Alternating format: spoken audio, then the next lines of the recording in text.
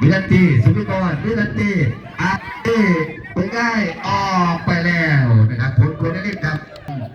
เราใช้จูดไฟยาลนยาลนกระเทียมอย่างที่อัศวรินให้บุกเป็นไม่ใครบุกเป็นไม่อัศวรินมาให้กับลินดาแรงเกินไปครับไม่ถึงกับลา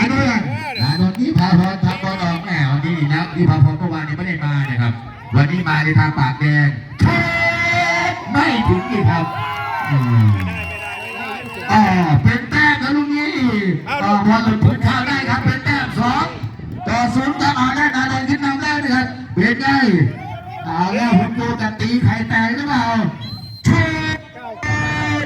มีเสียงลูกทุ่มแล้วยังไม่ลงมานะครับชันย่าเป็นไงมีเสียงลูกหวีครับไปทำฟาวครับลูกนี้น้องต้อยมาทำฟาวที่พาพรจะใส่ผมหลายน้องเอาแยกแผ่นเป็นกันได้ได้อย่างที่ผมเป็นปัดไว้ได้ครับออกมาดิว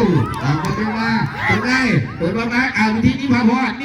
ให้สมิธก่อนตรงนี้ไปตีบอลกับฟาวโหดกูได้เล่นกับไปตีบอลไม่โดนบอลไปโดนแขนก็ฟาวครับออกมาลินดาก็ไม่ทันครับนาโดนได้มันจะเปิดออกบอลเร็วมาให้ใครเลยออกไปถึงหลังตัวบอลแดงล่างสุวรรณวินาทีให้สมิธก่อนฟาวครับลูกนี้เอง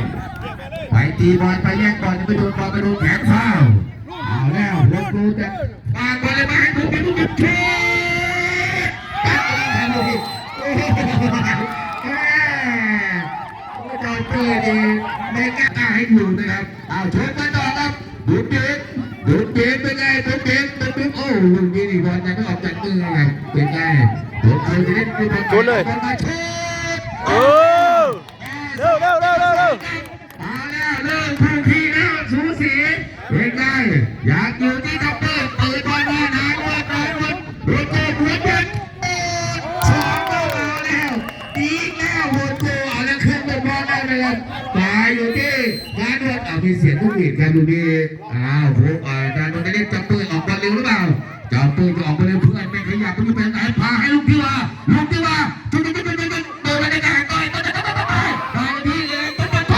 มีเสียงลูกหวีดครับลูกนี้ไปผิดแต้มก็พาบอลครับลูกนี้ไปเบิ้ลบอลนะครับไม่ผิดแต้มนะครับไม่ผิดแต้มแล้วลูกที่สูสีครับ4-2ก็พูดตัวดูสิวิกรมาอยู่ที่ไข่ต้อยมาอัศวรินให้กับตุ๊กเด็กนานวนทำไงเปิดทีออกไปแล้วครับเป็นไง